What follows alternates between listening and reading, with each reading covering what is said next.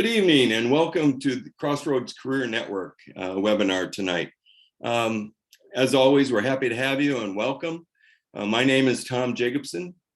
On a volunteer basis, I lead the group out of Woodbury Lutheran Church of Crossroads. And we have 3 sites, but currently we're doing everything online. So our seminars are here online so that you can participate and not have to leave your house. So welcome. And we have many opportunities that we offer through Crossroads on a free basis on almost everything. Like this seminar. Let me quickly share what our agenda is tonight. I'm going to open up here quickly with about a 5-minute introduction. And then I will transition to our Career Crossroads testimonial speaker, Christina Wright, and she'll go for about 10 minutes. She'll end about 7:15. And then we will introduce our keynote seminar speaker, Tom Colosimo, who's going to be talking about networking, the second phase, which is branding. He has a presentation on branding and your branding message. And that ought to be really good. So I look forward to hearing that. And that'll go until about 8:20. And then I'll wrap up with what we offer free of charge through Crossroads, and then wrap us all up by 8:30. So that's our agenda for tonight. Stick with us. I think you're going to have a wonderful time and you'll learn a lot, especially from our speakers, Christina and Tom. And let me just kick us off here with some wisdom out of the Bible. In the book of Jeremiah 29, chapter 11 through 13. For I know the plans I have for you, declares the Lord, plans to prosper you, not to harm you, plans to give you hope and in a future. Then you will call on me and come to me in prayer, and I will listen to you, and you will seek me and find me when you seek me with your whole heart.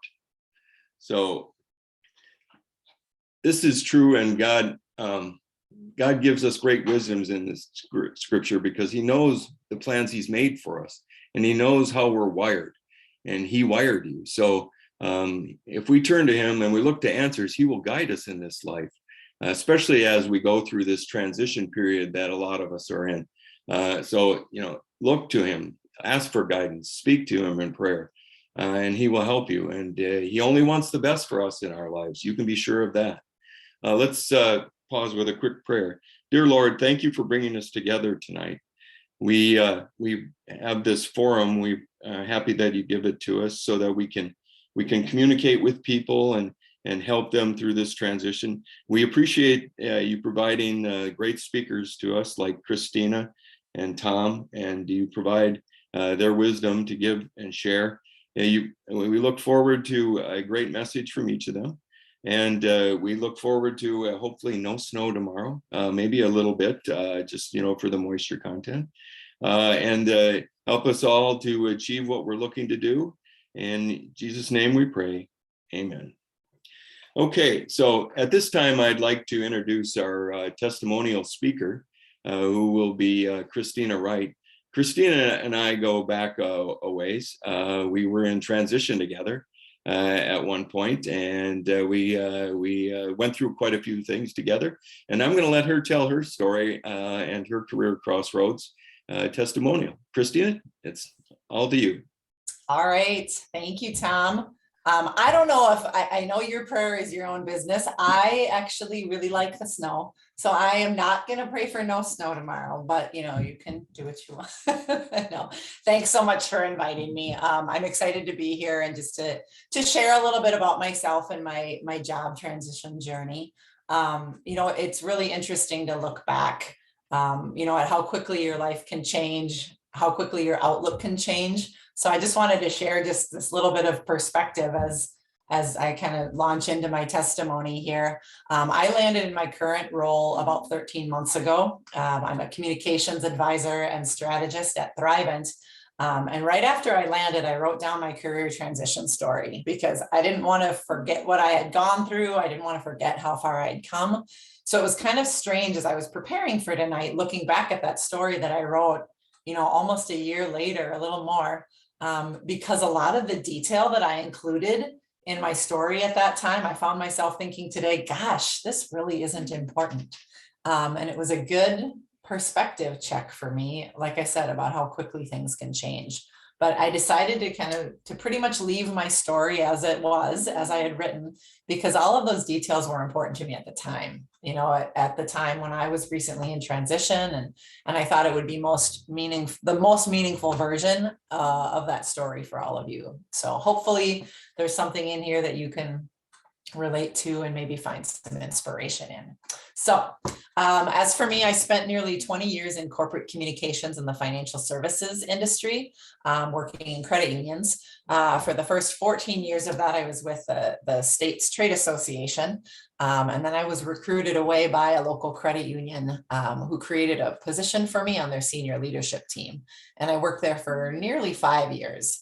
And in that time, it was a new role at the credit union. So I was given a lot of autonomy and flexibility to kind of create the role as I went. And I got to do some really great work during that time. But, as it went on, I turned into a bit of a utility player because it was a new role. It wasn't fully formed. I had kind of a nebulous title that didn't really describe what I was doing. And I found that I was in need of more clarity, which is also something I really learned about myself during my time of transition, that clarity is a fundamental need for me and just who I am as a person. So as we worked toward kind of finding that clarity for me in my role, I was starting to realize that the direction that it was going, the way that it was shaping up, wasn't really appealing to me. It didn't really leverage my communication skills. And I just thought, you know what, I don't think this is the right fit. So I made the tough decision to leave. And that was to leave a good organization and a steady paycheck and stability and things like that. But I was also choosing to leave an environment where, in truth, I never really felt like I quite fit in for whatever reason. And that wasn't something I had experienced before. And it was really strange to me. So after operating in that kind of, environment for the better part of 5 years, I knew it was time for me to leave. And I truly believe that the Lord drew me there for a reason, and I learned a ton, but that all signs were pointing to, it's time. So I was really fortunate in my departure to get a severance. And I really left feeling apprehensive, but optimistic. I had some internal things that I needed to kind of work through and figure out. And I really needed to process what didn't work in my last role and how can I learn from it and how can I move forward? So I found myself kind of in this sudden place of what's next? But I also felt a tremendous weight lifted off my shoulders. I really felt like the Lord had brought me to that time and place for a specific purpose. So in the time that I was out of work, I had the opportunity to really focus on my family and spend some quality time with my kids, which were relationships that maybe I hadn't prioritized as much as I should have in recent years, just due to my role. My priorities had gotten out of whack. So being in transition allowed me the time to work through the process of, what am I really good at? When I feel alive in my work, what am I doing? And I encourage you to ask yourself those questions to kind of find some of that clarity. So timing, this was August of 2019, so pre-pandemic, and I felt pretty confident that I would land well. So I took a few months to really just to do some of that internal processing I mentioned. I took a trip to Ireland with my 86-year-old grandma, which was, a trip of a lifetime. And then when I returned from that trip in November, I really started my search in earnest. And that's when I joined Crossroads and I began expanding my network. And I was making some really great headway. I had some great opportunities in November, and then again in January and February was a finalist for a couple of roles, and then the pandemic hit. And so that was a big shift for, anybody who was in transition at that time. You went from meetings and coffees and in person and this and that to being at home on your own, similar to, I'm sure, what everybody experienced when the pandemic hit, but it was just a different feel when you were in transition. But I realized at that point in time that connection was more important than ever.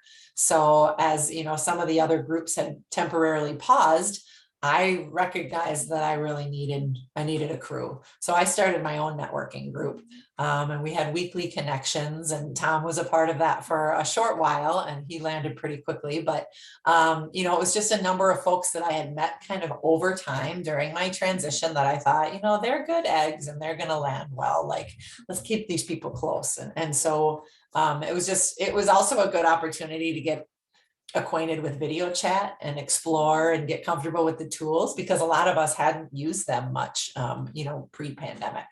So in addition to the group that I facilitated, I joined a number of other, you know, regular groups, weekly groups. I joined a professional communications association. I volunteered my time to be able to showcase my skills. And I followed the advice that others had given me about making 10 to 15 one-on-one connections a week. And so, you know, that might not be everybody's style. For me, I had to treat my search like a full-time job. I kind of would say you got to work at it like it's all up to you, but then put your faith in God, knowing that really it's all up to him. So my continual prayer during my search was that the Lord would close the doors that he wanted to close and open the doors that he wanted to open. And that was really important grounding for me, you know, throughout my search. As you all know, you know, being in job transition is a real roller coaster. Things get really hot for a while, then they get really cold, you're up, you're down. And it really is a continual battle to kind of stay positive and try to move forward. During my 13 months of transition, I was a finalist for 4 roles at 4 different companies.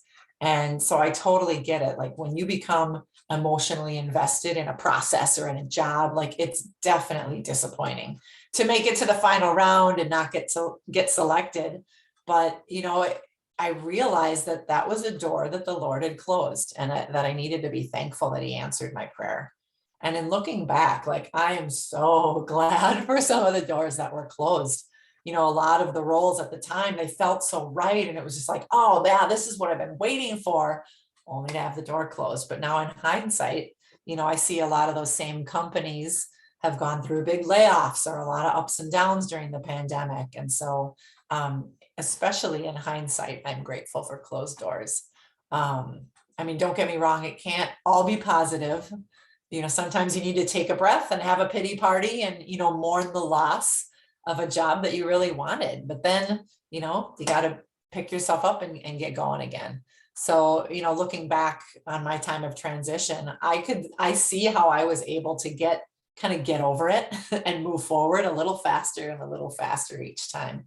And I believe it was my faith and dependence on the Lord that pulled me through.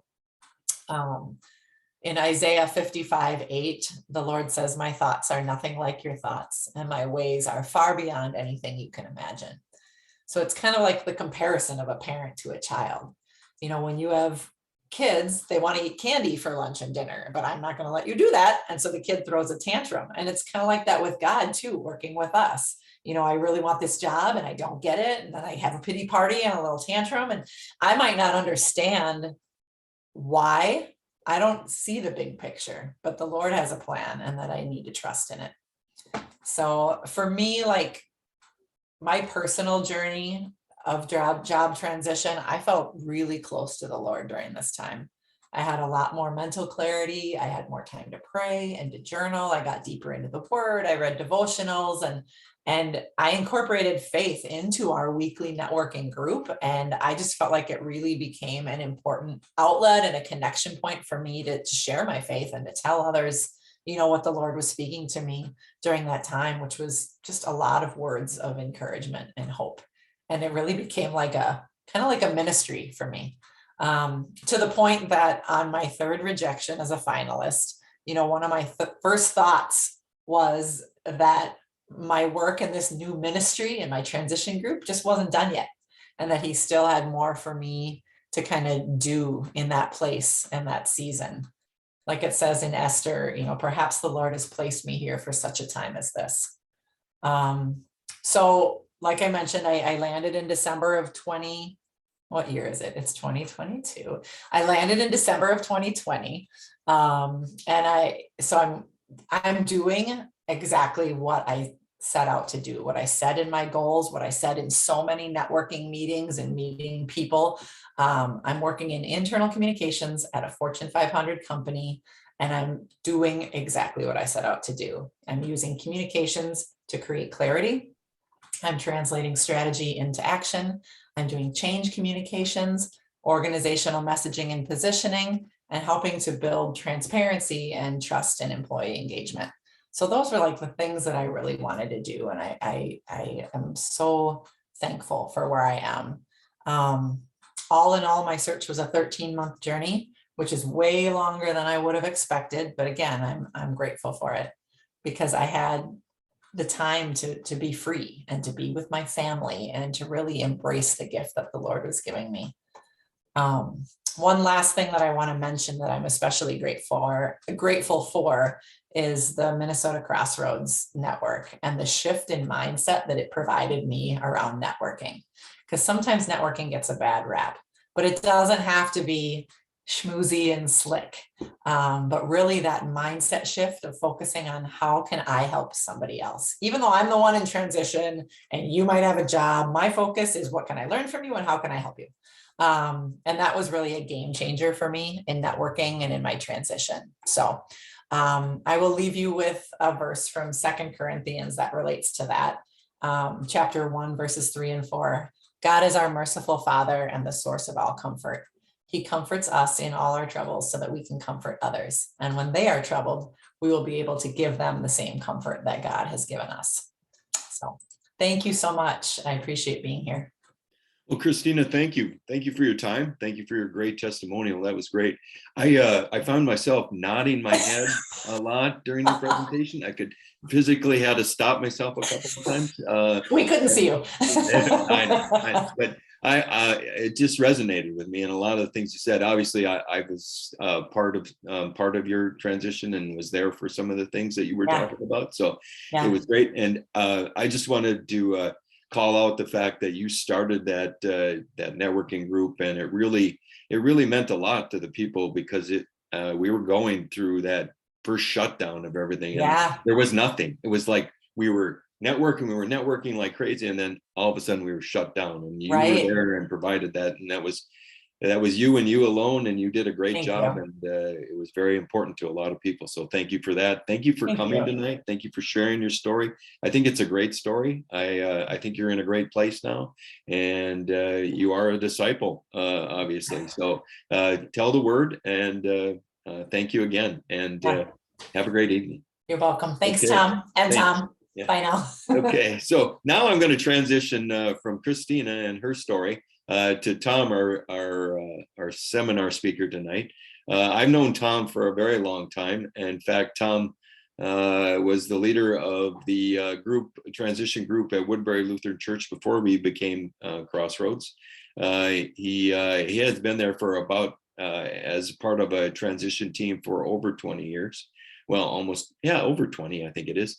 And him and Anthony Harder have been the mainstays over there and are part of the group here at Crossroads. So we're very happy to have everybody, especially you and Anthony and everyone on our Woodbury team. But Tom's going to do his networking perspective on branding tonight, and it should be a great presentation.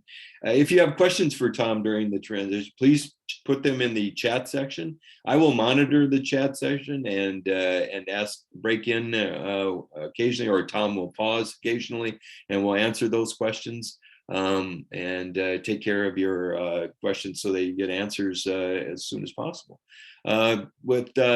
With saying that, I am going to go off and let Tom do his presentation. Tom, take it away. All right. Thanks so much, Tom J. Appreciate it. I appreciate being with all you folks here tonight. And thank you, Christina, for a great testimony. What she said rang true so many times. The roller coaster of networking and looking for a job or career change can be really a very testing time for all of us, or for the person going through it. But networking is where it's at. It really is. And that's what we're going to be talking about tonight as we talk about our branding, what is our why, and the whole idea of networking, as many of you probably know already, but we'll go a little deeper into some of this activity. So I'm going to bring up my PowerPoint here. we'll get this thing rolling here. And hopefully everybody can see that. And we'll start the slideshow. Okay. So again, what we're talking about tonight is going to be networking to career pathways. And whoops, jumping around a little bit. And as Tom J mentioned, I've been involved a lot with networking over the years with Woodbury Lutheran Church, the Career Transition Connection, going way back to my affiliation with it was 2002. It's been around longer than that. There were, back in the days where there was quite a few networking groups around the area. And I had the blessing of being a part of that with a great team of people over there. And then we merged in with Crossroads in 2019. And of course, then COVID came shortly on the heels of that and changed a lot of what we do and how we do it. My background is a little bit of a hodgepodge of things. I'm supposedly retired or semi-retired, but I seem to be keeping myself busier than when I was working full time. It's a very interesting thing. I do independent career coaching. Of course, Crossroads Career Networking, we're very affiliated with that. I'm the treasurer of the Minnesota Career Development Association. Been doing that since 2013. That's an association of career coaches around the area. A very great group of people that I learned a lot from myself. I'm also on the Washington County Development Board. I've been on that since 2010, and there's a lot to do with community career pathway programs within the community, as well as within the high schools, leading into tracks for people, young people to get into jobs. And then I've also been in a school career coaching in high schools and universities, junior achievement, best prep, and BPA, Business Professionals of America. I've been doing that for the last 2 to 3 years now. In the past, I was a career advisor with higher education at the University of St. Thomas for 8 years. And then I was a recruiter for 7 years before that, before the crash of 2008. I did recruiting in accounting, finance, marketing, and IT and engineering. And then prior to that, I was a bean counter. I was an accountant professional for 25 years. Worked in many manufacturing companies, retail and banking compliance. Unfortunately, a lot of those manufacturing companies that I was a part of are no longer around, just the way things happen within manufacturing over the years that way. And as Tom mentioned, we'll take some pauses for questions. If you have any questions, let Tom know or go into the chat. And otherwise, I'll take some questions as we go through this. I want it to be an engaging conversation here tonight, not talking head, Tom talking away on different things along that line. So the agenda tonight that we'll be talking about, of course, is personal branding, who you are, how you're perceived, and how does it match to your goal. Then what is your why? We'll talk a little bit about that. What makes you who you are, your DNA, what is your why? And then networking, how it fits in to put it all together. How do you learn, relate, engage, and present your brand to others? And what has COVID changed in that, as it has in so many things the last 2 years? So those are kind of the highlights of things that we'll be talking with tonight. The branding part, the definition is a brand is a distinguishing symbol, mark, logo, name, word, sentence, or a combination of these items that companies use to distinguish their product from others in the market. The same can be said true about individuals. How do people perceive you in the marketplace? When we look at pictures of people, and in this case, these are famous people from all time periods, we have our thoughts about them. We have an immediate thought of what it is in our mind, who they are, just by history, or just civil, media, things of that nature. Sometimes we might have positive and negative impressions of these people and these brands. And why? Why should people care about their brand? Well, it's very important why. It's just like companies. They do the same thing. Again, you look at these names of companies that are on this plate here, and you can see a lot of them that you have your own opinions about based on your experiences, or you're engaging with them, or the particular products you've bought over the years. Again, why should a company or a person care about their brand? It is so important, and when it comes about that way. Attributes that we have. This is a way to kind of put it into a cloud example. We might be known as honest, musical, reliable, smart, artistic, fun, creative, and dependable, and kind. Those are words that could be describing us. And as people think about our brand, this is how we come across with people. That's our soft skills and the things that are integrated with ourselves. It's your reputation. What people think of you when they see you, as we saw with the brands, as we saw with that just recent slide talking about different keynotes and things of our backgrounds and what we feel we are up to people. It's what they think of you, how you make people feel. When they see you, how do you make them feel? How much do they trust you? And people who you gain relationships with and build trust with want to help you. It's just a natural human instinct. We want to be, it's what they say about you when you're not there. That's the brand that sticks with you. So they may see you and they might put a facade on, or they might say, truly, you are a person of integrity and things of that nature. But it's all how that comes across from that standpoint. So again, it's what you bring when you see people and how you engage with them. That's the key part. And you should care. And because when they hear your name, when they see you, you should care. Because when it comes to networking, as we're talking about tonight, the important part of it is how we relate, how we help others and they help us. And this is what it's so important, why it's so important, because we should care about that. It comes together when we're in the hiring employment process, in working on teams and projects at work or on any type of teams that we're working on. Promotions, the corporate ladder to success. How are we perceived? Are we easy to work with? Are we hard to work with? Are you a difficult person, a critical person? Or are we somebody that can compromise? That's the thing that we don't see a lot of these days, is compromising. That's a very intense gift to have. Friendships that we have can be based on our profiles and how we get along with people. The family, of course, is you're kind of always stuck with your family, but the inner circle. How do you get together with your family? There are some families are close, some families not so close. And of course, the community and the image, how you engage within your social structure that you live in, the city, the town, the neighborhood, wherever you are. How are you perceived? It's very important. It's very important to keep thought of this, to keep thinking about this. The self-awareness and confidence that comes from that. As we be true to ourselves and as we learn about ourselves and take an introspective look at who we are, can really help us be a better person, a better professional, and really bring it all the way through to networking, as we will talk about tonight as well. Is there any questions at this point so far as we kick off things here? None so far yet, Tom. I'll keep monitoring, but and I'll let you know if we have some. Okay, thank you. I hope I'm not putting everybody to sleep out there. We're just trying to keep people engaged from that standpoint. So what makes you who you are? There's things called soft skills and hard skills. Soft skills are talked about a lot these days. They are the characteristics, your DNA, your personality, what has developed you from womb to the environments you've lived in to this point in your life. It's really how you are perceived. Hard skills are those tools that you've learned on the job or through an education or school or different online learning things, lifelong learning things you've done. Those are the hard skills. Which matters most? Well, in my experience of being in career coaching since 2009, a lot of times I'm talking to corporations and people in general, the soft skills really dominate. They want to see that you're intelligent. They want to know that you have what it takes. But how you come across and how you articulate your story and engage with people really means a lot. It really means a lot to people. And that brings me to the next piece of our presentation I called your brand, your story, your persona. What makes you who you are? What's your why? This particular book that I'm bringing up at this point in time by Kent Burns is one that I've read and used in the past with clients of mine and at the schools I work with too. It really gets into, the 3-word question can change you, your company, and the lives that you lead as what's your why? Very important. It's what is your treasure and what do you treasure? What fulfills you as a human being?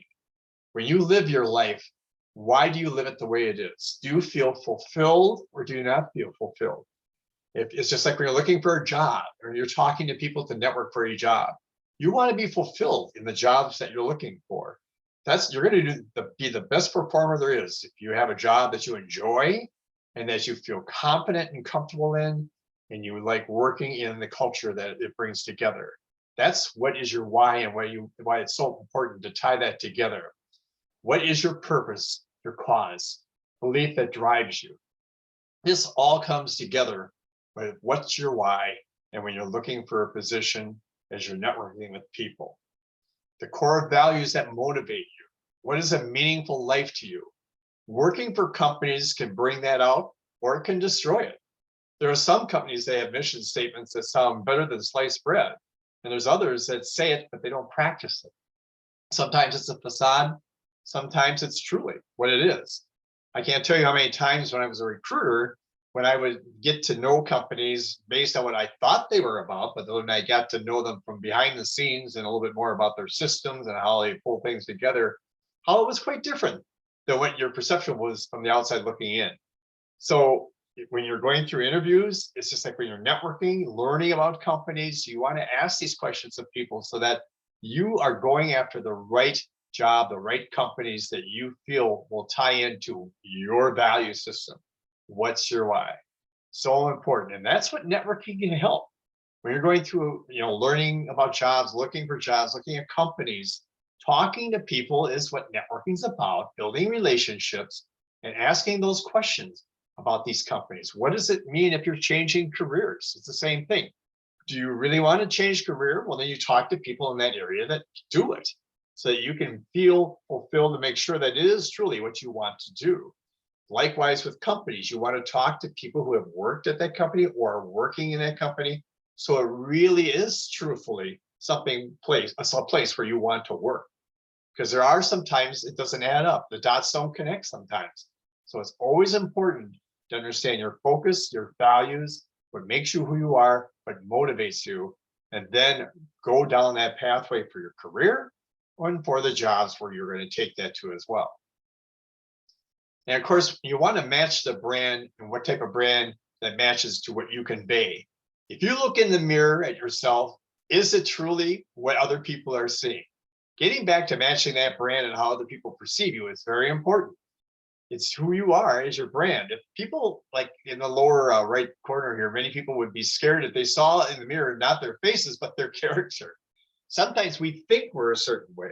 I sometimes ask people about, how I perceive, just to kind of understand a little bit more about it. And, some people will be very nice about it, and other people will be more critical. And I want that critic. I want to hear, if there's something I need to work on, if it's in my presentation, something I need to work on, or how I deal with helping coaching people that I do. I want to make sure I'm doing the right thing. I want to make sure that I'm helping in the best of my capacity.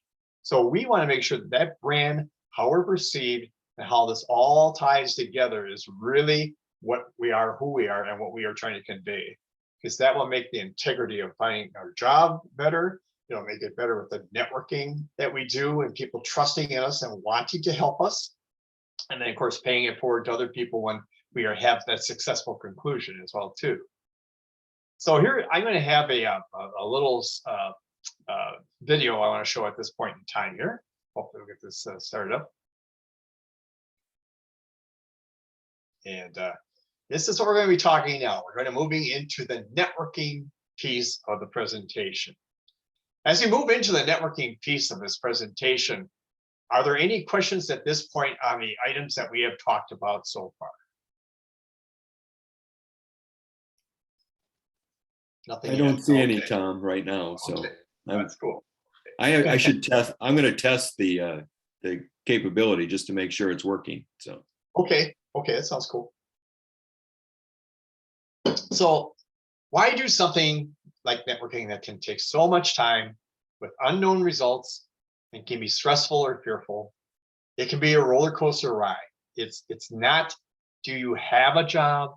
It's how do you engage with people to find out where the hidden job market is, or to find out, there's jobs there, to find out more about what the company is about, things of that nature. Networking has been around forever. Building relationships. This is not rocket science. I don't want it to be sounding like that. It's not that dramatic. It's just the way we approach to be smart about learning where career changings can take place and help you, as well as companies that are hiring, the hidden job market. Those things are so important, and networking is a big part of that, as you know. The whole premise of the Minnesota Crossroads Careers Network is that of networking. There's the professional associations that I highly regard the people and tell people to engage with. If they're in a certain professional association, they network within those professional associations. It's just where you want to learn, stay relevant, and be impactful that way. I see some chats up there, Tom. Is that are they counting off now? that's just the test so far. It's working. Okay. People are responding that they're Okay. waiting for their questions. So Got it. Okay, great.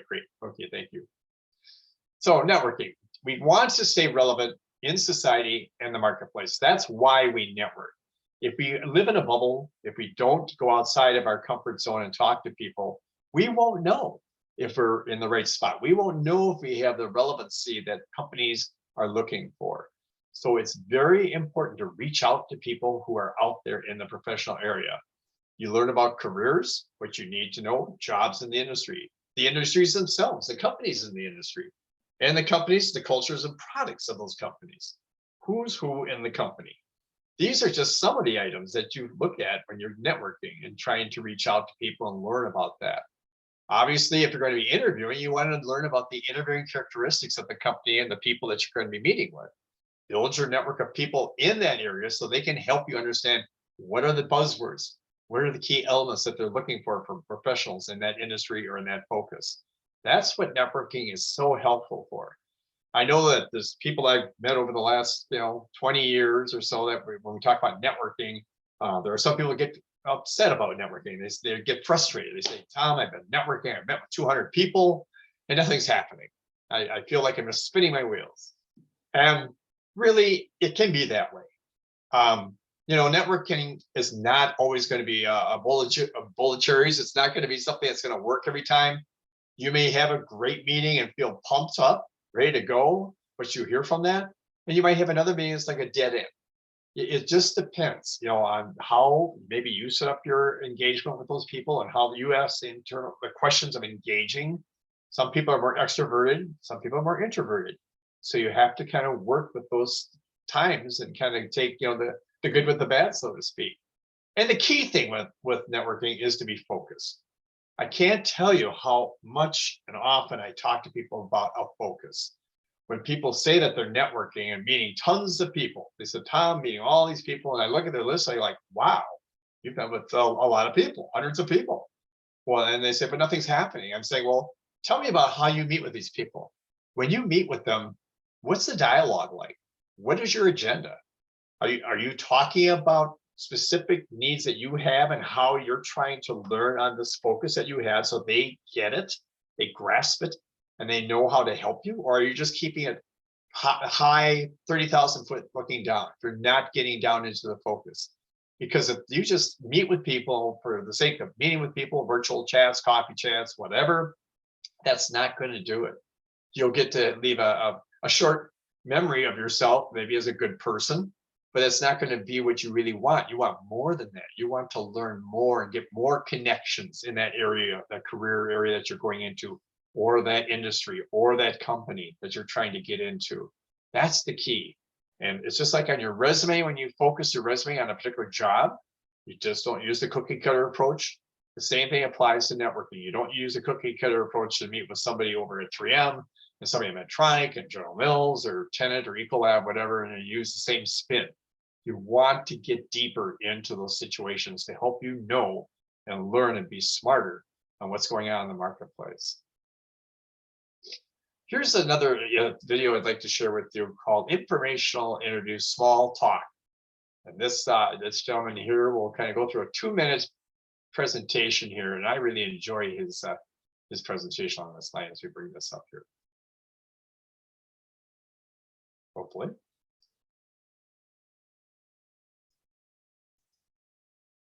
Hi, I'm Steve Dalton. I'm Program Director for Daytime Career Services, and today's topic is small talk. Small talk is a critical and near universal element of American business. It's common to have polite conversation before diving into business topics. Small talk is critical because it allows you to develop trust with your business partners before getting down to business. And it's universal because everybody's expecting you to use it. It's a chance for them to gauge your cultural intelligence. Now, for many of you, this is no problem whatsoever. It's very intuitive to you. However, for others of you, such as myself, small talk may fill you with anxiety or trepidation. So today we're going to talk about how to make small talk easier.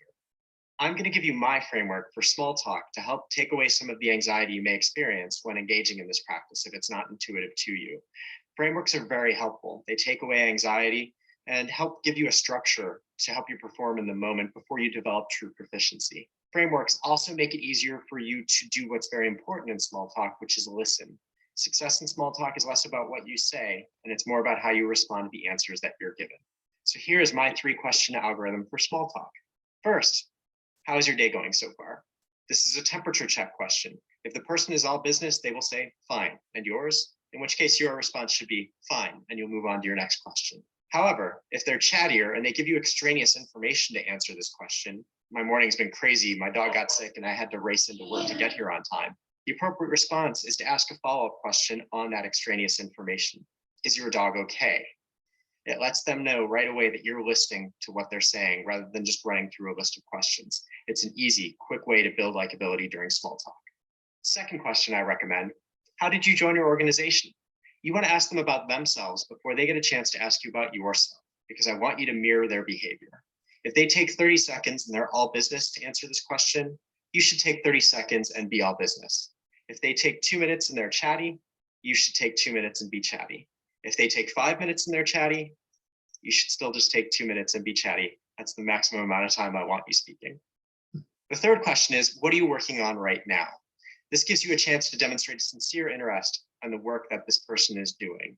It also gives them a chance, if they seem distracted, to talk about what's really on their mind, which is usually work. So in summary, small talk is a way to build relationships. It's intuitive to some of you, but for those of you to whom it's not intuitive, this framework will help you do it well. So there you go. That small talk is kind of like what we're talking about here. How we are perceived by people, how we listen, how we engage with people. It's so important. How we run the agenda when we have a networking meeting. It's so important. When we listen to people that we're meeting with, have good questions, and go with the pulse, like Steve was saying, go with the pulse of how it's going, you'll have a much more fruitful event for networking. And I think that that's very good, how to keep it no longer than 2 minutes when you're talking and giving an answer, but being listening. Listening skills are so important when you're networking, because truly, that's why we network. We want to learn. It's not about us talking and giving all of our pitches right and left, but we do have to have that target put together, that focus put together.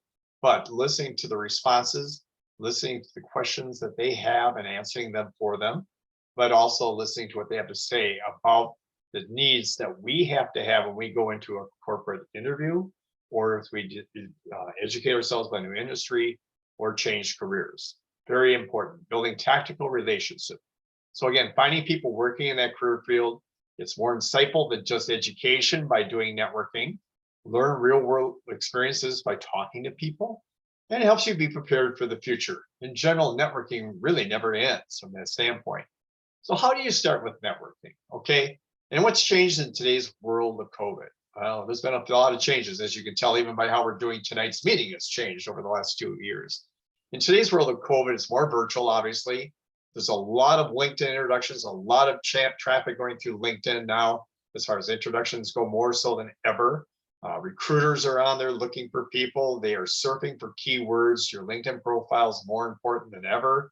Phone or Zoom chats, Microsoft Team chats are in vogue more than ever before. Yes, there are some face-to-face activities taking place for those that are more in line with light industrial or in the blue collar world. But as far as white collar and generally and anything that deals from the low to high ends, there's going to be a lot of virtual discussions and panel discussions along that line. So that's kind of the big thing from that standpoint. As far as no handshakes or hugs, just fist pumps and smiles. It's kind of along the same way as there was before when it was face to face, where we would shake hands and smile. But now it's become a little bit more distant from that standpoint. And we have to be genuine. We still have to be genuine when we're networking and doing informational interviews, be it if we're meeting in person or if we're meeting online. We still have to convey our brand. We have to convey our personality in the right way and listen and have with that focus. Again, I can't stress enough to be interesting and interested. It's a phrase I use a lot with people. And when you think about it, it's very important. If we're meeting with people and we're interesting to them and we come across interested in them, they're going to be much more apt to give us the time that we need to learn and to give us some great insights that they can tell us about. And be positive and smile. Even with the mask, they can see it by your eyes glistening that you're smiling underneath that mask. So it's the same type of thing that happens right through the process. And again, can't say it enough. Focus, know what you want and why. When you're meeting with people, come across with that that focus in mind. You're building relationships within the work and community industry that you're trying to get into. Develop a good pitch, the introduction. This is a no-brainer that's talked about in every networking group, every application, every book about networking. You can call it what you want, the elevator pitch, 30-second pitch, 2-minute pitch. But the thing is, it has to be structured with confidence about a little bit of where you are, where you've been, where you are, the skills you have, and where you're wanting to go. That focus, that will really announce what you're trying to do. Tell me about yourself. This is another way that they phrase it as well.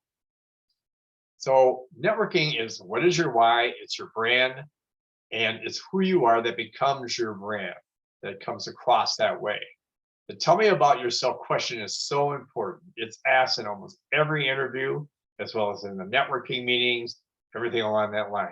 Again, as I said just earlier here, is where you've been, the skills and experience that you bring.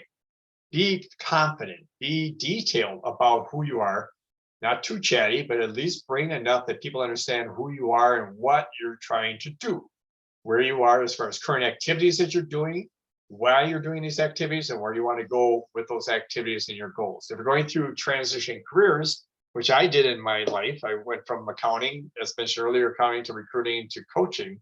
I had to focus on those elements that they were looking for. When I went from accounting into recruiting in accounting, I had to talk about my accounting expertise that would help make those bonds with other companies to want to come to our company to look for candidates. When they felt comfortable with me because I had that accounting background, that just really sealed the deal even more than anything. And of course, the other part would be the sales part of it that I had to learn. So I had to learn some new things. I had to develop some skills to go into recruiting. It wasn't all just a real easy part of it. The first 6 months were a challenge for me. But again, I did a lot of networking before I went into the recruiting piece of that, talked to a few recruiters around town that I knew at that time, and that's how it happened. Then years later, when the Great Recession came and I had to make another change into career coaching, that happened, I was truly blessed with what happened at the University of St. Thomas. I mean, I had no background in career coaching. I was an alum from the University of St. Thomas, but I think it really got down to the soft skills for them, what they were looking for, that I brought that was quite different than a typical career counselor. With my business background and my background in recruiting and the connectivity that I had through networking, they looked at that as being a real strong point for that element in that position there at St. Thomas. And it was in the Opus College of Business, which even probably more so aligned it with my background well that way too. So again, looking at those transferable skills, looking at those skills that you can articulate when you talk about them and how you can match them off. I know that I have my nephew works for Dell Computer, and he's the hiring manager over there, and he's a computer geek. He's a nice guy, but he's definitely into the techie world. And I asked him a couple of years ago, I said, if somebody doesn't have Java as far as the software in their background, but they have Python, they have full stack, they have all this different stuff, and they can tell the story. And they can tell the story about how they learned other software in the past and developed to be an expert in it. And they could do the same thing in Java. What would you say about that? Would you give them a shot? And he said, if they can articulate the story and tell me how they learned it, how they applied it, how they became successful using these other software languages, and just feeling that soft skill coming through and how they articulate their story to tie into the hard skills that he's looking for, he said he'd give him a shot. He would definitely do that. But if you picture somebody who comes and says that, oh, I can learn all this stuff, I'm really great, and they don't have anything to talk about, or they don't have any history to kind of bring forward to say that's how I learned these things, well, they're lacking the soft skills or the way to articulate that story. It's not going to happen. It's not going to work out. So you really got to know yourself. You got to be true to yourself and confident, and make sure that what you're saying is the truth. Don't say something that you can do everything, and then you get into some bad situation there where nothing turns out right for you. That's important. So again, additional networking and summation of that is to research and build relationships, talking to people, who know people in the area of interest that you're going after. Use LinkedIn. I mean, we've been talking about LinkedIn now for many, many, many years. It's really becoming more and more of a factor now. I think since COVID, even, it's become more and more of a dynamic place to be. Having a good profile on there, having the recruiters being on there day and night, looking for people with keyword searches that they're doing, having a good LinkedIn profile that ties with your resume, that ties with your focus is imperative because they are looking at that. I have been on a couple recruiter panels lately, or not been on them, but I've been watching them. I've been in the audience of them. And what they're saying is LinkedIn is where it's at. You look at that almost as much or more than a resume, because they want to make sure that everything is stated there in social media is truly what you say you can do. And they tie all the dots together. If you have a resume and it doesn't, excuse me, and it doesn't align to what you have on your LinkedIn profile, they will see that as a weakness. They will see that as a obstacle. So they want to make sure everything is tied together, that what you say is true, and it can be verified by what's in print and social media and what you're saying. Attending professional meetings is where the same career-minded people hang out and network with others, like PMI, Project Management Institute, or AMA, American Marketing Association, or Minnesota CPA, CMA, engineering associations. They all have these groups. That's where networking really take off. Even if you're not in that area yet, and you want to make a move into engineering or marketing, going to one of those meetings would be something of importance to get to know other people that can help you, and you can make friends there and expand your breadth, your bandwidth them with those people. So again, very important to network in professional associations and organizations. And establishing your brand, again, once more, be interesting and interested, trustworthy, honest, positive, a critical thinker. We hear that phrase a lot, all the time, likable but not fake, engaging. Is there any other items that you might think out there that might be something that would be helpful when you're networking that isn't stated here? Is there anybody out there that could answer that?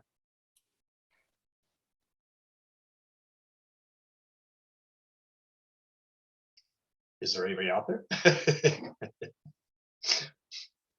I'm here, Tom, but I think you pretty much nailed, I mean, all the real important ones there. Yeah, it's you know, everybody's different. I mean, personalities are different. We live in a very dynamic world now. I think, you know, when I think of the days when I was at the University of St. Thomas, I would bring in corporate members from different companies that do have panel discussions with the MBA people. I probably have said this many times, but you know, they would talk about, you know, personalities, how they see the fit, the chemistry. These are words that we hear all the time. We hear that in professional sports, chemistry. We hear it in corporations, chemistry. And it's true. I mean, how do they see somebody that comes in, you know, wants to take a role in the team, but if they don't have a personality to engage or to be friendly or to just, you know, learn, to be able to take direction, be responsible, those are key things. Those are key elements of your soft skills.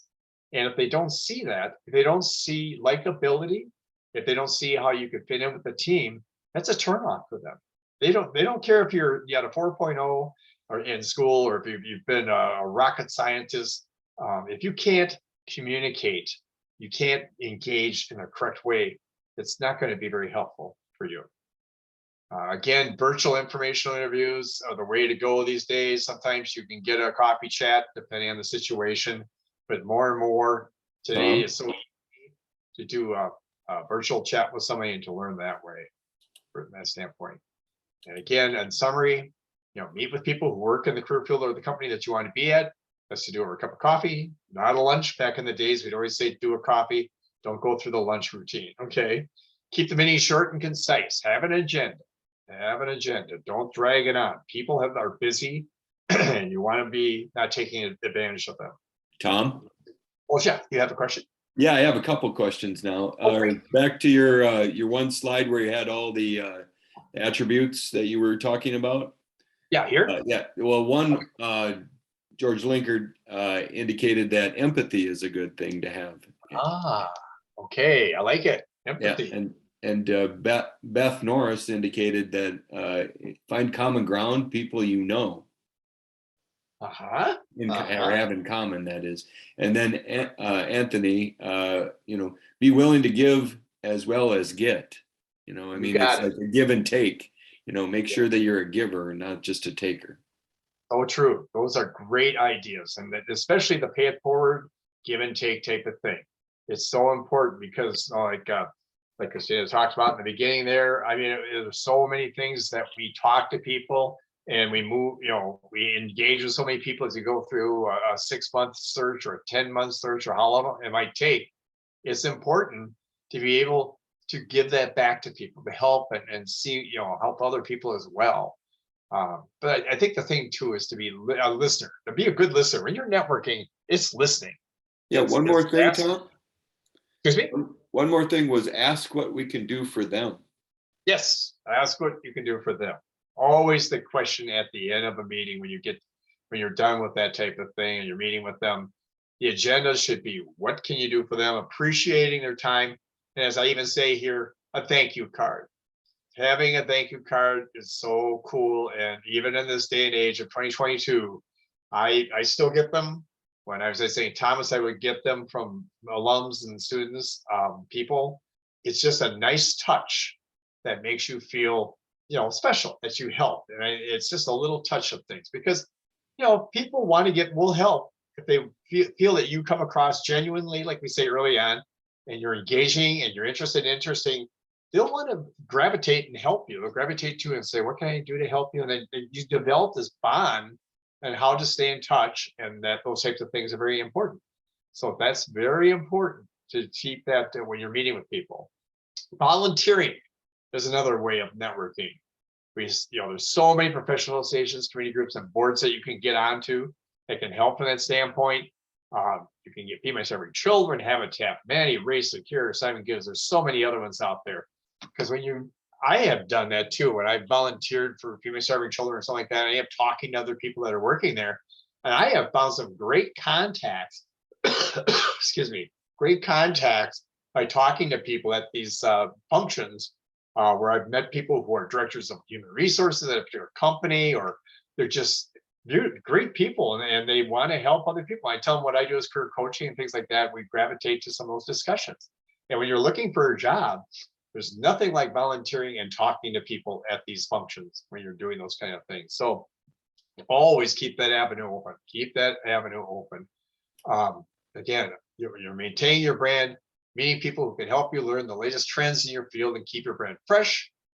And then stay connected, stay relevant. When you're meeting with people, you want to make sure that you stay in touch as you're moving through the process because it's ongoing. Networking never stops. When you find a job, just like we said early on tonight with the testimonial, we want to stay in touch. Sure, we have a job. Sure, we don't want to act like we're still in the job motion thing, but helping other people, paying it forward, excuse me, keep learning new tools and relate it to your industry. Help other people, like various people had already mentioned.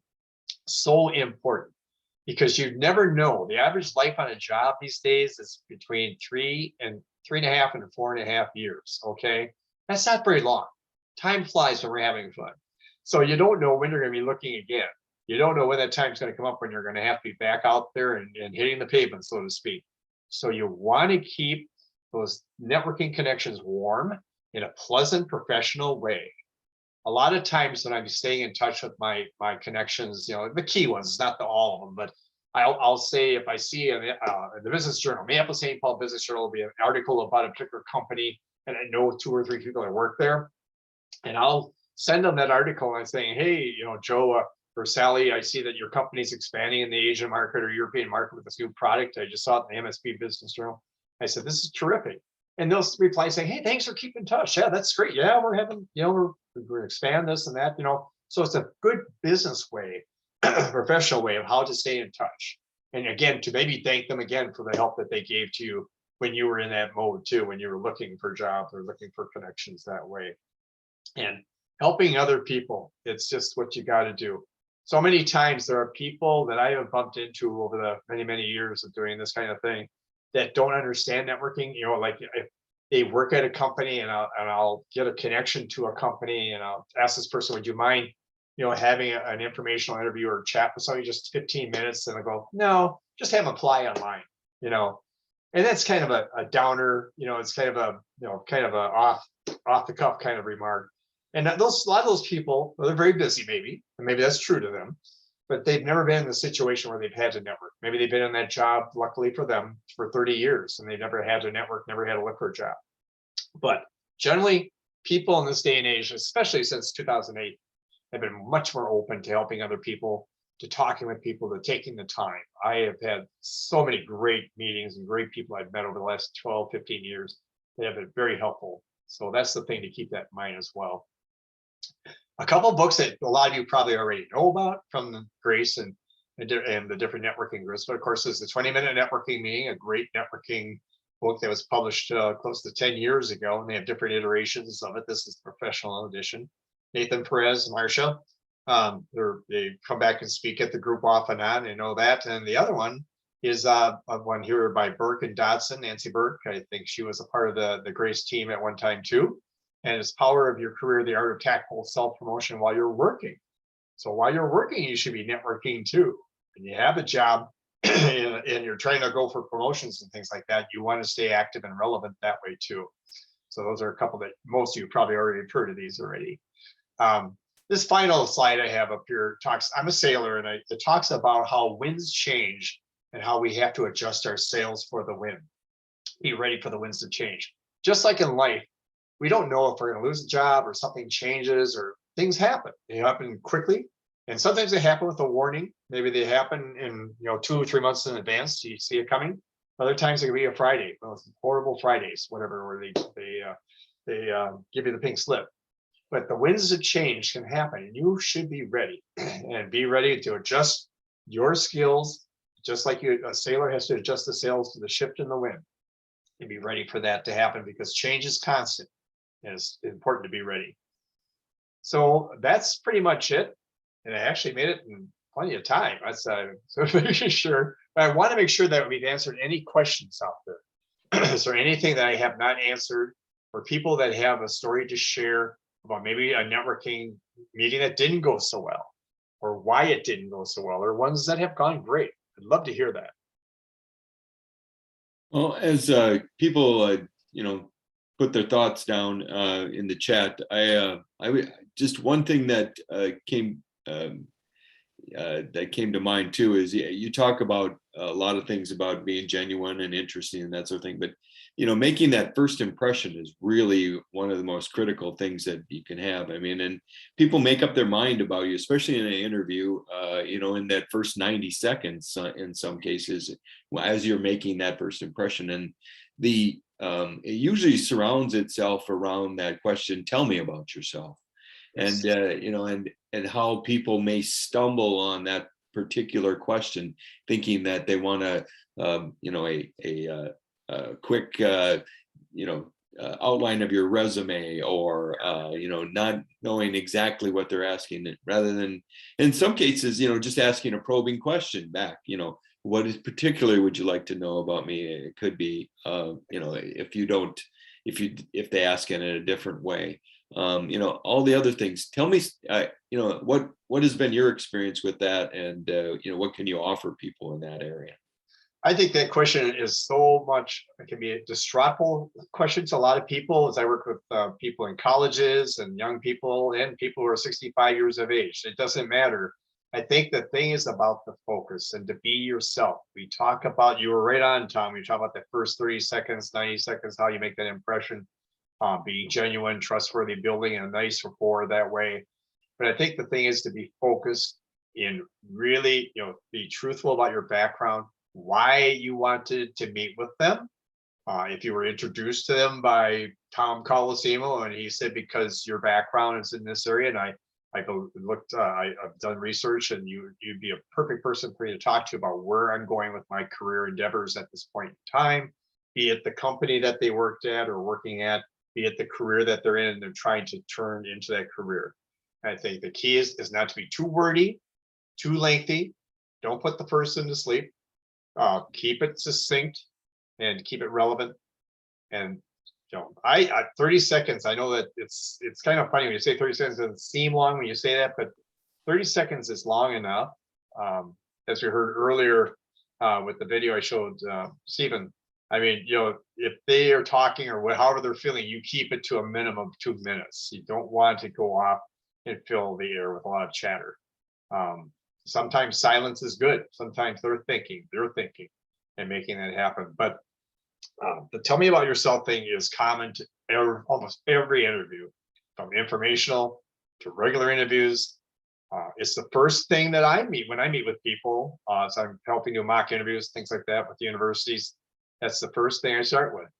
And when I hear the mumble jumble that they're not ready, I feel like that's something you got to work on. Others will be very succinct and tell a good story and talk a little bit about why they are focused in this area, why they majored in biochemistry, whatever it was that they got to this point, and what they want to do in their career and their life that way.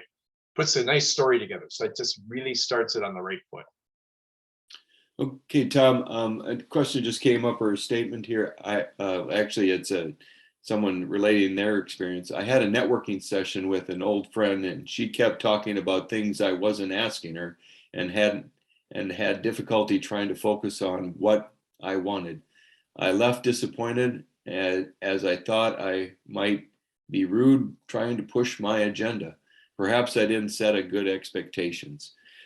And isn't that, I mean, that what was said in that last statement, I think is critical about all networking, is setting the expectations, setting the table, creating the agenda, creating the dialogue that you're going to have, right? Right. So important, Tom, because I mean, if you read the books out there, the Nathan Perez books, things like that, but it's the agenda that kind of sets the tone, so that when you're meeting with somebody, they can see that you put together some thought for this process. You're not just winging it. There's nothing more kind of downer for people to network with people, and they don't even know why they meet with you or why they're meeting with you. They just, they're kind of sounding very unorganized. But if you can come in there with a great agenda, with some great questions, so that you can, again, be interested in the person and interesting too when they're asking questions of you, so that your answers are going to be very interesting to them. That's the key. And it shows your polish, your professionalism. It shows that you're really all in. And they see that as being somebody that they want to help, because if you come across with your buttoned up and things are, and good, you got your game on, so to speak, they're going to want to help even more so. I mean, not saying that if you come in and you're sheepish and you've been looking for a job for a long, long time and you don't know what's wrong. I mean, they may empathize with you and show empathy, but they may also say, without saying it, they might say, or be thinking, well, there's a reason why you've been looking for 2 years, because, there's just the way you're approaching this. So yeah, it's not funny, but it could be. Right. Well, it's the negative energy that's being displayed in that point. We got another comment that said that it helps and it gets me comments about how organized I am, typically as a responding and want to respect their time. Talking about the agenda and how she uses it. And so that can be very helpful. One of the things that you mentioned, the book, the 20-minute networking guide by, and one of the things that Nathan always talked about is really making that agenda up front, really talking about what he wants to accomplish, how long it's going to take. He's going to tell you about the things that he wants to do during the meeting. And it really does set the table in such a way that the person there knows what you're running the meeting in a way that's got an objective, and that you're going to try to keep it in the timetable that's necessary. Because everybody's busy, they don't want to be wasting a lot of time, and you should be valuing their time too. So that's why you set up an agenda, so that everybody knows this is what we're going to cover. At the end of it, if you set up for a half hour, you say, it's been a half hour. I appreciate your time and spending this with me. And if they say, well, that's okay, I can talk a little bit more. I've enjoyed our time here. If you have a few more questions, I mean, let that be on their back to make a change if they want to extend the meeting. Okay, don't keep talking and expanding it without getting their blessing, so to speak. And I think the other thing too, Tom, it's a big deal, and it's talked about a lot, is how do we stay in touch? Why do we meet with people and then we kind of leave them alone? Or when you're getting an informational interview, let's say I introduce you to somebody and I never hear back from that person how it went, or I never hear a thank you. I mean, that's the least thing they could say is, I had a great meeting with Wayne, somebody, whatever, and I appreciate, thank you so much for giving me his name. I've got, just so I know that it happened and that I felt like I did the right thing. I mean, just that it worked out. I think it's in staying in touch in a professional way with your connections. You won't have to, if you have met with 100 people during your job search, I'm not saying you have to stay in touch with all 100 of them, but if there's ones that are more active in part of your processing, I would definitely keep them, in the mix and staying in touch with them, because you never know how the cycle comes around and goes around. Or moreover than ever. I mean, in my life, when I was moving from job to job or in accounting, when manufacturing was shutting down a lot of the companies I was working for, I was out there every 5 years sometimes. I mean, it was just 5, 6, 7 years. And, and I probably didn't do a good job at networking back in those days. I'll be frank with that. I didn't understand that, but I always seemed to land on my feet within, a few months, if nothing else, that way too. Right. We got a comment about people who go off and ramble a lot, and that you can't always bring people back and do different things and force a person to be focused. You can, though, guide them a little bit. I mean, you can try to be as guideful as possible. Try to bring them back. Try to back to the agenda. I mean, by being as polite as possible. But yeah, you can't always stop a person from going off on a tangent or going down a rabbit hole for that matter. Yeah, that's very true. That's true. Yeah. I mean, if you're running the meeting, it's just like any meeting of companies or, in your meetings and in your jobs, things like that. You have an agenda, you kind of hold by that as much as possible. People want to know that what the time frame is that you're going to be, settled down on this. Sure. Some people will go off and talk about different things, and you just have to kind of, like you say, throttle them down a little bit, try to keep them guiding them along. But also that's their time too. If they want to go off and talk a little bit more about things or whatever the company was or whatever, how they got into that particular field, you let them tell their story. Maybe that's what they want to do and help you. You believe they're helping you more that way too. Got another one here about it. The person hears about networking, knows that network is important, but for the introverted person who's not, a great salesperson, how do they network? I mean, what can they do to be, jump in, not necessarily jump in, but at least dabble their toe, get started, some things that, pointers that you've helped those interview. I mean, as a coach, career coach, you've had many people who have been, very introverted and very shy. And how do you get them out there? How do you get them working at this? Well, I've spent a lot of different directions on that. There's been times actually when I've actually brought people to an association meeting or a networking meeting as a partner to help them. I know it can be a long process to get that going, but maybe to introduce them to people and help get that openness come across more so by being with them. Sometimes, turning them, so back in the old days when we go to networking meetings on our own or whatever, face to face, they'd be different. But, virtual, maybe those virtual type of meetings, and maybe have some examples of those meetings and help hook up them on an online meeting of some sort so that they can kind of observe it, see how it works. And they'll be asked a question maybe that to engage a little bit, and they'll kind of gradually get there. There have been some of my own clients over the years that have been very introverted, and and they know it. We talk it through, and it takes time. To say more than just yes, no, and just look like you're grouchy, but really inside they're just nice people. But that's just the way they are. But yeah, I think bringing people along, let's like mock interviews, doing mock informational interviews. Like I said earlier, if there's some type of an online presence that they should be at, and you as a career coach myself, I'll say, hey, this is a great opportunity. This blog is going on, or there's going to be a very engaging presentation, and try to hook them up with you kind of in a team thing to say, I'll be there for you, to support you if you need it. And then talk about afterwards, how did it go? What could have gone better? And just kind of groom them along. It's practice. It all takes practice. Right. It's why we do mock interviews when you're going through interviewing processes. And it's the same thing here too. Right. And it's baby steps. I mean, especially when you're starting. I mean, you don't have to jump full into 15, networking meetings a week like Christina was talking about in her testimonial, which, Right. But I mean, getting 1 or 2 meetings, having, making more small talk in, professional settings, doing, just little steps, building on those skills time after time can make a big difference. Because no one's a great networker to start. I mean, it takes No. its time. It's building skills. It's an No. iterative process of building I mean, skills. I think about that time when I was young, back in the days. I mean, we networking within a company, things like that. If I had done a better job, when I worked in a Fortune 500 company when I started out, if I would have done a better job of networking back then, I might have been promoted more. Who knows what could have happened? It's all hindsight. I did do some networking, and I was able to make some promotions happen. But it's when you're young, you don't quite grasp this thing, but then it starts taking off, and then you learn from that.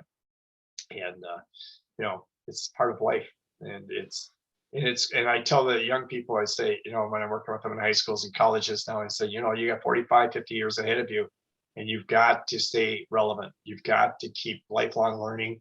You've got to stay in touch with people. You can't work in a vacuum. You can't work in isolation. You've got to be out there. Right. And not saying you have to be totally social, social Sally and be everything and be over the top, but be professional about how you stay in touch with people. Right. No, that makes a big difference. Well, Tom, I want to thank you. I do have a question out there about, networking groups. I'm going to address that in the Crossroads area of what Crossroads can offer, especially the Grace networking group. So I'll be addressing that, and do appreciate you coming and spending your time with us tonight, sharing your seminar on branding. It was excellent. I learned a lot, and your expertise is always welcome. And your way of presenting is often very easy to follow, and I appreciate it. Thank you for coming tonight. I just want to say thank you to you, Tom, because I know you've been a partner with me for many, many years with the Woodbury Lutheran group and things like that, and what you're doing here with Crossroads too. And I think all you folks that are logged on out, that this is a great, outstanding group. And the key of how this is with the spiritual support that you get, as well as the element of networking. It doesn't have to be rocket science. It's just building relationships. It's being genuine, like we said. The more you do it, the easier it'll get. Right. If we had the old meeting, if we were able to meet in person, we used to have the networking part of the meeting part, and that was really very beneficial to those that were just coming into transition for the first time. And hopefully we'll get back to that soon. For sure. Thanks so much, everybody. Yeah, thank you, Tom. Okay, so now I'm going to just go in and share a little bit about, let's see, I got to get, there it is. And just bear with me as I bring my slideshow up. Okay, so welcome to Crossroads. As part of the seminar tonight, you will be receiving this book. I have one right here in front of me. It's Devotions for Unemployed, those who love them. There's a lot of good stuff in here. And I mean, when you first are in transition, or if you're in transition, you're unemployed, there's ways to get started. It's really, and it's helpful guidance and ways to bring the spirituality into it to help you through it in a way that would be very successful. So I highly recommend, once you get it, page through it. It can be very helpful, and get involved and get started if that's what you desire. It certainly has been helpful. The devotional components have been helpful to many people that I've worked with in classes, and actually is helpful for myself. If you want to know more about Minnesota Crossroads, visit our website at mncrossroads.com. On that site, you'll find our seminars. You probably registered for the seminar on there, but you'll find other things on there like job postings, the employers that we have out there, our help tools. You'll find videos and other assessments. You'll find a number of things out there that are very useful. If we have events going on, any of those things. So the website is there. We're always improving it. It's free of charge. Check it out. You'll find things on there that will be helpful for you in your transition. We have 3 groups that make up Crossroads. One, the original that was in Eden Prairie at Grace Church. The one that I alluded to in my introduction, which is the Woodbury Lutheran Church version in Woodbury. And then our newest version in Arden Hills at North Heights Church, Lutheran Church. And those are the sites in which, when we go back to on-site meetings, those will be back in vogue. But right now, we all pull together on our seminars and our help through the online tools. So weekly opportunities, networking with grace. For those of you who are looking for a networking outlet, this is the place to go.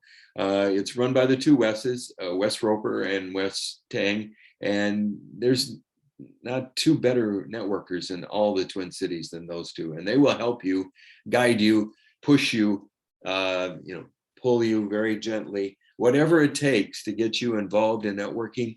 They are the two masters of it. And get signed up, go to the website, sign up for it, go to the first meeting, be prepared. There's ways to be prepared for it, and they'll help you along.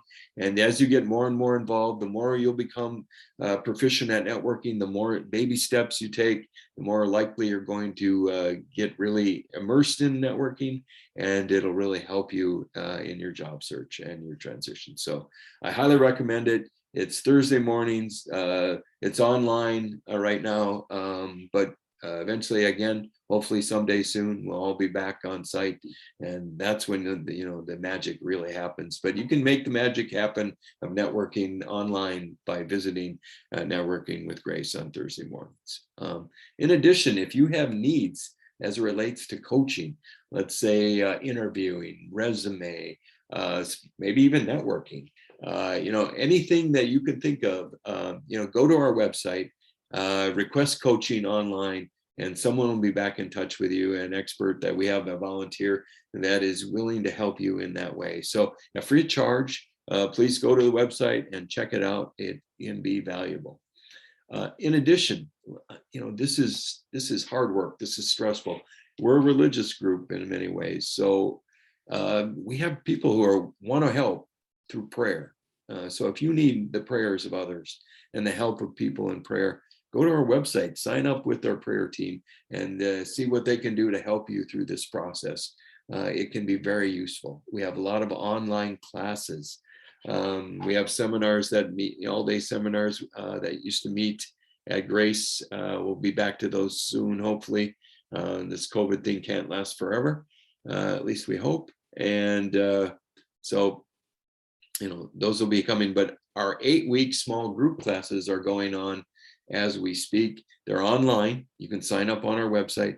This is the meat and potatoes, the foundation of Crossroads. And it really is 8 weeks of instruction on how to search for a job, from attitude, getting the right attitude, assessments, how to network, targeting companies, building a great resume, what it takes, all the different things with statistics and the things that are necessary, not just job descriptions, all the things that you need to get people's attention with your resume, how to interview and be successful. And we talked about first impressions during Tom's presentation. Well, first impressions really do make the difference, and interviewing can be strenuous stuff and very stressful. So learning some tips and things on how to interview successfully can be very helpful. Negotiating, once we do get a job offer, we don't have to accept the first thing they throw at us. So learning to negotiate a few things, making the job what you want it to be, not just accepting what's given. And then selecting companies, what's important to you? Why should you select that company? All part of this class. Incorporated as a group setting. So people with light accountability, you get to meet people, like-minded people who are in the same situation as you are, that are going through some of the same challenges you are. You can really get a lot out of these classes by being involved with people who are going through the same things you are. Encouragement. Christina talked about the pity party that happens when you don't get a job after you've interviewed. Sometimes that encouragement can mean the difference between how you respond. Let's say the next morning you get a call and it's about an interview and you're not on your game because of that pity party. Well, encouragement can help you in that regard and help you, get ready for that next opportunity. Moral support, it's strenuous work, to search for a job, and it can be very up and down. So moral support can be very important. So that's what this class can offer in a lot of ways, and includes a lot of exploration of God's perspective in your job search and your life. How do you get your life back in order? Sometimes it can be very important. So new classes are starting monthly. The website has them on, and they meet Monday through Friday. I don't know if we have any weekend classes, but generally people don't want to meet on the weekend. So I would say we don't have any schedule right now. So, but these small group classes are the backbone, and that's where the magic really happens. If you're looking for information about how to do different things, or people that might be able to help you network into a company, our networking group on LinkedIn is a way to start. MN Crossroads Career Network. Type that into the search bar. The group will come up. You can ask to join, and then you'll be made available to, in this case, it says there's 2,100 members. I think it's a little higher than that. I think it's getting closer to 25, maybe even higher than that, 2,500. And each person that's on there has gone through transition to some degree, is willing to help, can help you in a lot of ways. In addition to that, having a network of people available to you at that point, you also have all the tips that are posted there, any types of seminars, dialogue, people that have run into situations that are asking questions about it. That's all available. It's an informational website that can help you in your job search. So check it out. It's our LinkedIn group, Minnesota Crossroads Career Network. These seminars that we put on each week, we have one the first, second, and third week of every month. The first one, the first week of the month is at Grace, and it starts at 7, goes to 9. This one runs in the evening from 7 to 8:30, and then the one on Thursday, the third Thursday every month, starts at 7:30 and runs to 9. So the seminars are all online. Well, most of them are online. You can check them out. If you want to see what's in our library, go to our YouTube channel, and you can find the link on our website, or you can go just do a search on YouTube for Minnesota Crossroads Career Network, and the previous seminars will come up. Choose the ones you like, watch them, get the information, see the speakers we've had in the past. They're very impressive. We've had a very impressive list of speakers. I would highly recommend it. So I'm looking at one from George Murray on here, the one from Dale Henry is on here. So there are several good ones on there. Go check them out. I think you'll enjoy it. Additional resources. We've been partnering with Thrivent, who's been a great supporter of Minnesota Crossroads Network for many years. And they're offering 3 regular seminars, monthly seminars on financial considerations during jobs transition. They're on the website. Check them out. Those of you who are experiencing issues as it relates to your financial world because of job search, this would be a great opportunity for you. So I highly recommend it. Check out the seminars that we have online that are offered by Thrivent. Crossroads doesn't happen without volunteers. This is a cross section of some of them. Right in the middle are the 2 Wests at the top, Wes Tang and Wes Roper. There's many people there that have helped and that will help. And down at the bottom is Harry Urschel, who couldn't be with us tonight. Usually he helps out, but there's a lot of people that make Crossroads happen, and all the great things that we can give you for free in your job search and your job transition. So please look at these people. They help us every day, and you can be one of them if you want to volunteer too. If you're looking for a church on Sunday mornings, we're in person or streaming online. Woodbury Lutheran, woodburylutheran.org. North Heights Church at northheights.church, and Grace Church at grace.church. 3 wonderful church services that you can have online or in person. Check them out on their websites and figure out how you can be a part of them. That's the slideshow. So let me leave you with this. I mean, this week It's an opportunity to go out on the website, maybe sign up for an 8-week course, get involved, find out, maybe join the Grace networking group for next Thursday. Just get involved with what Crossroads will give you for free, and have a great week of job search. I hope this was helpful for you. I hope the seminar was helpful. I hope tonight was very productive. And God bless you, and have a great week, and good evening and good night.